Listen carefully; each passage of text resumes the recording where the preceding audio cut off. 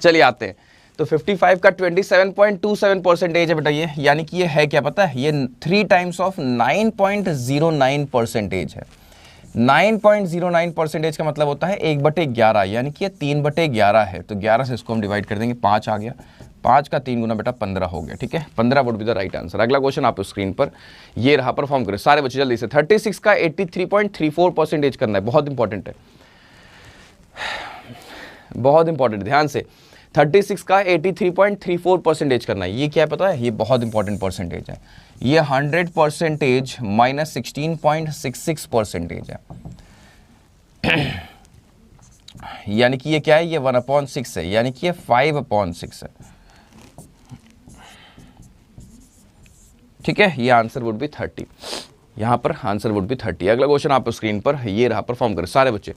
55.55% of 720 है, जल्दी से सारे बच्चे इस क्वेश्चन क्रैक करें, सारे बच्चे इस क्वेश्चन क्रैक करें, आसान है, ध्यान से देखो। 55.55% का मतलब समझते हो क्या होता है, ये है बेटा आपका 5 टाइम्स ऑफ 11.11% है ये, ठीक है, यानी कि 5/9 है ये, है ना, 1/9 मल्टीप्लाइड बाई 5, 9 से इसको डिवाइड कर दो, 9 8 जा 72 हो गया, यानी कि 80 का 5 गुना 8 5 40, यानी कि 400 would be the right answer. जवाब दो, हर एक बच्चे का आंसर 400 आ रहा है, कमाल है, बहुत शानदार। अगला क्वेश्चन आप स्क्रीन पर ये रहा, परफॉर्म करें। 14.28% ऑफ 420, मुझे अच्छा नहीं फील हो रहा आज, पता नहीं क्यों, वॉमिटिंग टाइप का फील हो रहा है। 14.28% ऑफ 420, 14.28% ऑफ 420, यानी कि 1/7 है, ठीक है, 1/7, 7 से डिवाइड कर देंगे, 7 6 42, यानी कि 60 would be the right answer. अगला क्वेश्चन आप स्क्रीन पर ये रहा, देखो 2/7 गुणे 100, ध्यान से देखो सारे बच्चे, ये बहुत इंपॉर्टेंट है, ये बहुत इंपॉर्टेंट है।